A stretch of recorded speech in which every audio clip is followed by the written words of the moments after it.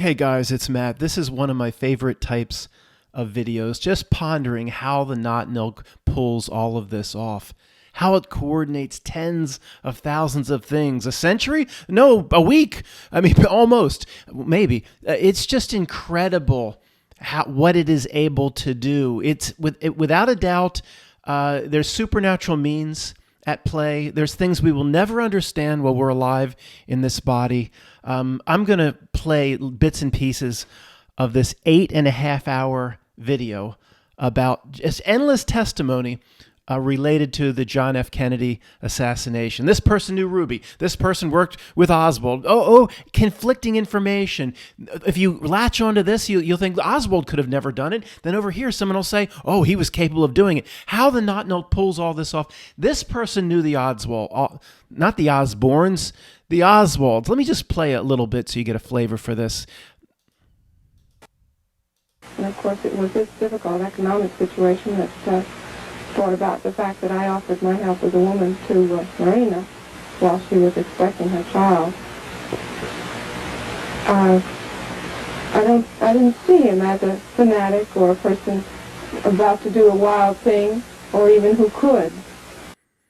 Talking about Lee Harvey, I don't see him as a fanatic or a person about to do a wild thing, or even who could. Look at the calmness in her presentation. I mean, for those of you who've never experienced it, when you have a big camera and a light and a microphone shoved in your face, it's nerve-wracking. Your heart starts pounding. You get nervous. These people are all a little too calm. Here come the first grade truthers. Oh, I'll just end the video now. Matt, it's the secret societies. They're all told what to say. No, it's not first grade. That's kindergarten. Okay, there's so much potentially going on here we'll never understand. If a big thinker were to walk around the corner and say, Matt, these people are aliens. They're not even human. That makes more sense. Then it's coordinated, and they're paid and threatened, and they're told what to say. That is ridiculous at this point. I was surprised to learn that he had a gun. I was surprised to learn they had a gun. I mean, what the... Was there any particular reason, do you feel, why She calmly turns and looks over to the left. I mean, I know this is feeding in this first example to the first grade truther. It's just so much more complicated than that. And Bernardo, through his emails recently, and others, remind me to remind you that studying the adversary like this, and it's pointless. This is just for fun. We'll never understand exactly how it does it. We'll never understand how it pulls everything off. Just to understand there's an adversary and what it's out to do to you, to block you from part 2 of the work. That's all we need to know. Everything in terms of studying it here, as Bernardo would likely agree with, is pointless. It's just for fun. But it needs to still be done by the 4th grade truther, the 5th grade truther. My job is to bring the entire classroom up towards 11th and 12th grade. Just note that once you understand the adversary, and it's one sentence, it's here to block you and what you need to do as a spiritual being. It's one sentence. You don't need to know one thing about it. This is all for fun. I will remind people of that at least a few times a week. couldn't find with up until that time? Was he What's this guy saying? I tried to jerk him behind me, but he had reached up and caught a hold of Jack Ruby's shoulder. Is that the guy that might be the guy that walked out, that led Oswald out in the famous picture? I think that's the guy that was standing right there. Oh, you'll watch. Oh, it was Matt. You conspiracy people say this and that. These testimonies, Matt, are so believable. You guys have to be wrong. It's not that simple. There's a lot here going on we just simply don't understand.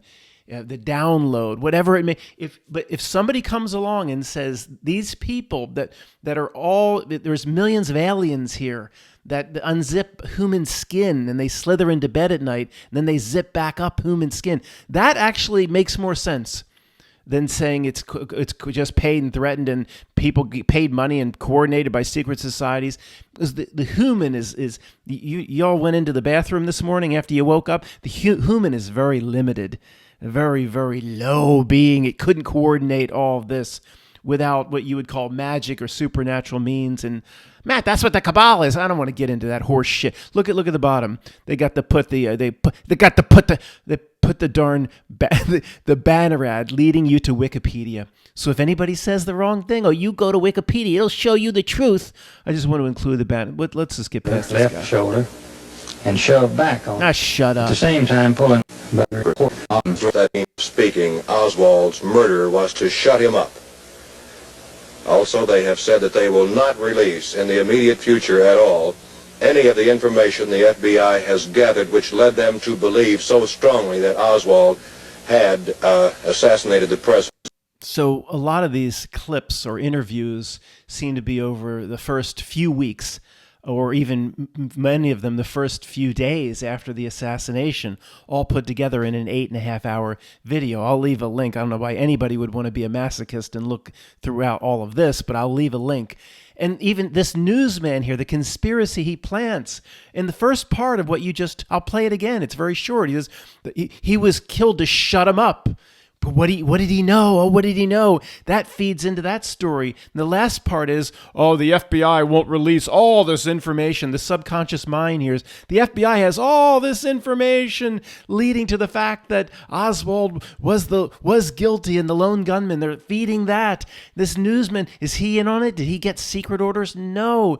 How it's a conspiracy generation machine. It plays both sides. How it does it is fascinating. And Matt, we're going to spend all this time, and at the end, we're not going to have a final answer. No, it's the fascination and wonder of it all. We'll never know, of course. And I remember somebody a long time ago got very upset with me. Matt, stop telling people we'll never figure it out. That's such a defeatist attitude. We'll never know. No, the defeatist attitude is thinking by spending more time, you can figure it out. That's the carrot that it dangles in front of you. No, that's the defeatist attitude. Matt, stop telling people we'll never someday know.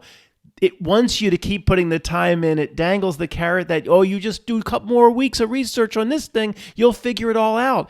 Nothing here has ever been figured out by the conspiracy people. We just talked about this recently, from A to Z. Whether it be who built the pyramids or how this happened, nothing is ever figured out, which should tell anybody that doesn't have their head completely up their ass. If you keep trying to figure it out, there's something wrong with you mentally, and you're playing right into its hands. Speaking, Oswald's murder was to shut him up.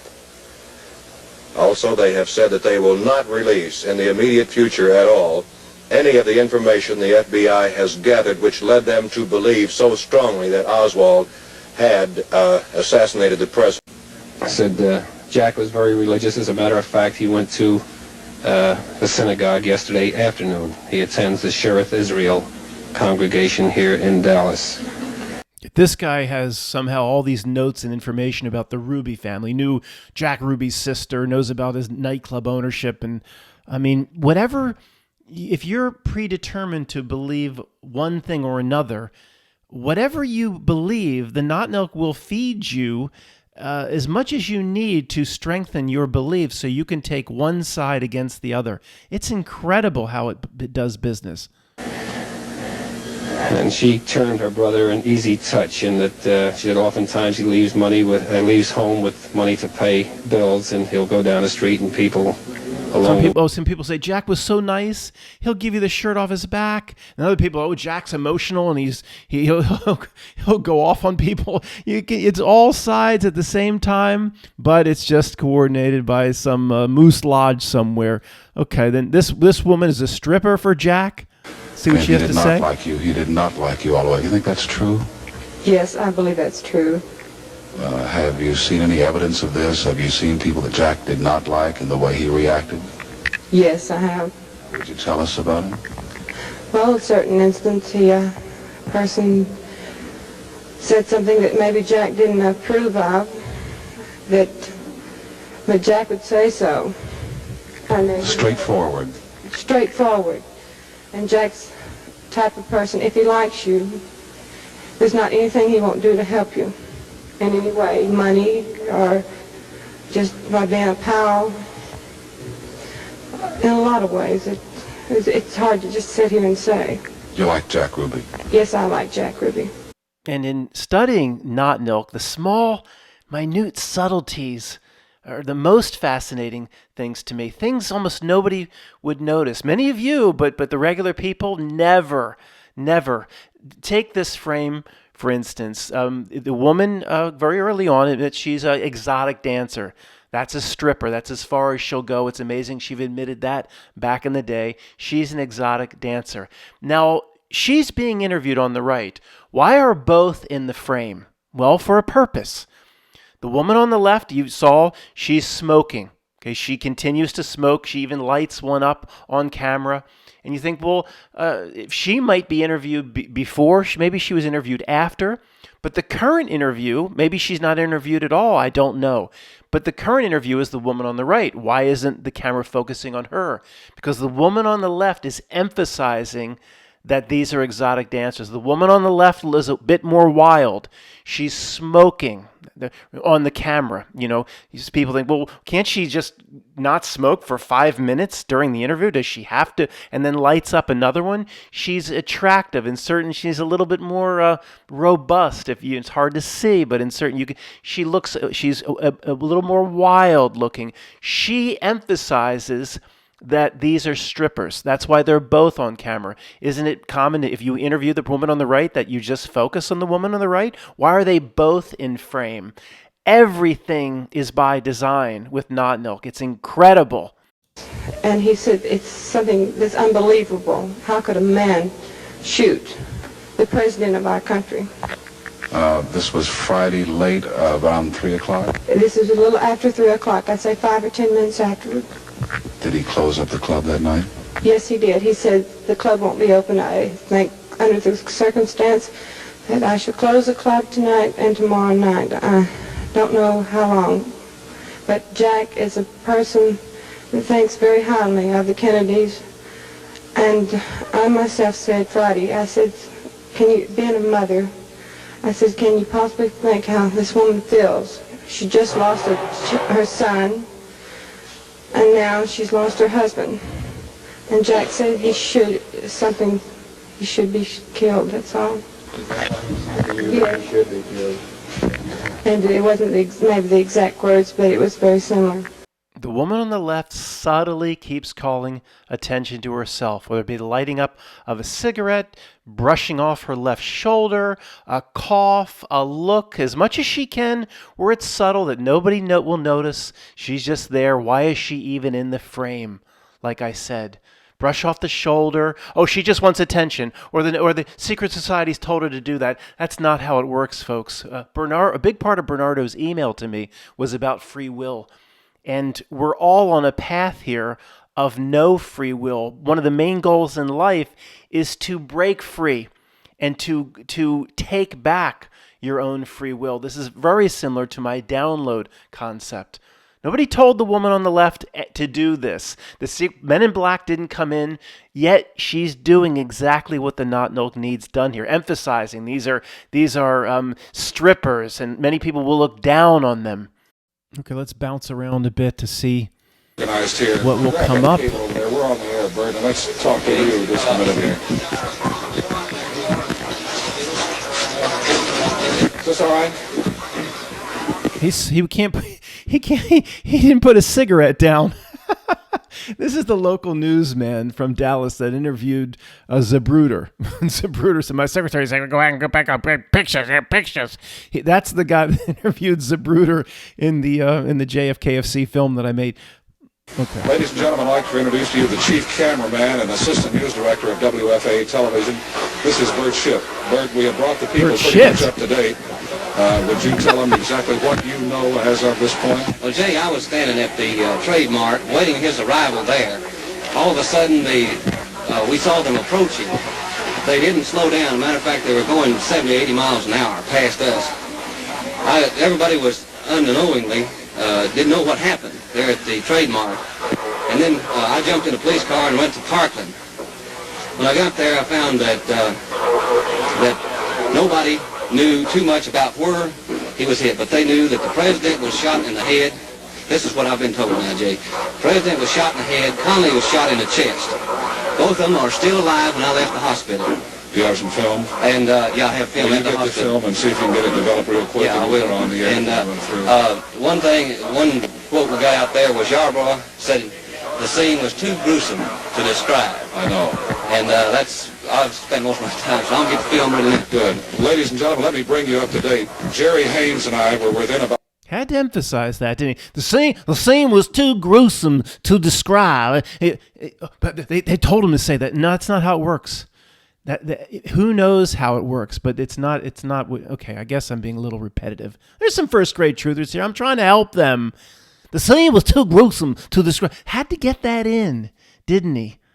No free will on some of these that follow the download. It's incredible. About 100 yards of where the president was shot this afternoon on the grassy knoll there. And you will understand if we repeat ourselves, it's for the benefit of the people who have tuned in late.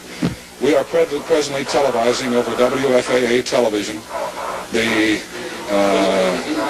from our newsroom all that we know as of this moment. And as you can imagine, some of the stories that you will hear are not factual. The story that I told a few minutes ago about we heard that 6 or 8 people were wounded. This is not true because we only heard 3 shots, and Jerry and I were witnesses. We will have film. Oh, yeah, he says several times, including the interview with Zapruder, that he was right down there too. And again, no stress, no trauma, no PTSD. No, he's not in on it. Come on, just stop. We don't know how it pulls all the local newsman's not going to be in on it. On the air, our mobile cruiser is either at or rushing to Parkland Hospital. We will have word from there. There was a gentleman who was an eyewitness. Helen, is he here? Mr. Dunley, would you come in, please? When I first looked over the balcony to where the chaos was taking place, this gentleman and his wife and 2 children were on the grass. Now, once again... How is he holding the microphone?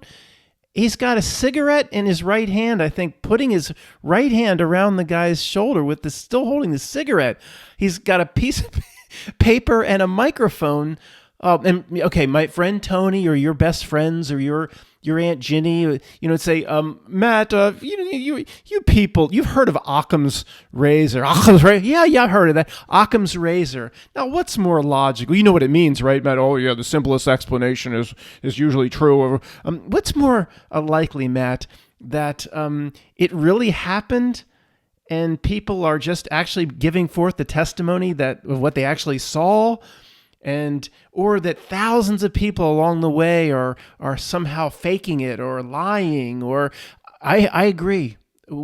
It doesn't line up, at least the analysis we're doing now, with Occam's razor, but we could also pull the old Occam's razor trick back on my friend Tony or whoever and say, see Jackie there standing next to LBJ during the swear-in up at 30,000 feet? Occam's razor. Why isn't there any, you know what? I mean, we can play both sides with Occam's razor. And if you joined us originally when we cut into the program about 1:15, you heard his statement. Right hand is Mr. around the guy's shoulder. He's still holding his cigarette. Mr. Newman, I'm sorry. Look right there. Mr. Newman, will you tell us exactly what you know? Well, my wife and my 2 sons were standing at the curb looking at the president approaching us, and we heard... Is this the Mike, the Mike C of this event? My wife and 2 kids were standing at the curb, and then we heard 3. Again, it was 3, just like Mike said. He took my buddy took 3 in the and then we knew it was real. He's going to say, actually, I think I've seen this, he only says 2, so it's not the same as Mike C from the Las Vegas. Heard a blast, and the president looked like that he jumped up in his seat. And by that time, he was directly in front of us. We just put his cigarette out and stamped it out on the floor. We seen him get shot in the side of the head, and he fell back in the seat. And Governor Connolly was holding his stomach. And the shots were almost simultaneously, weren't they? Yes, sir. They were probably 10 seconds apart. Do you know who apart. fired the 3rd shot? 10. And he's leading. Matt, he must be in on it. He's leading the the testimony, just the way, remember when we looked at the 7-Eleven job application, the reporter was leading that dawn, whatever, she said she saw the plane in the dawn. Oh, it happened right after, didn't it? Oh, yeah, it happened. And then they correct themselves. It happened right after. And the shots were almost simultaneous, weren't they? And then the guy's like, oh, yeah, they were simultaneous. And then he says 10 seconds apart. It's not simultaneous. Oh, not. First grade truthers, please expand your minds. I didn't hear I don't recall the third shot. There may have been. My family hit the ground, and I don't recall a third shot. I just couldn't. I'm not certain of that. I do know I heard 2 shots. I heard 3. I know You there heard were 3. Well, Yeah, I said to Jerry after the second shot, I said, my God, those are gunshots. And sure enough, they were, unfortunately.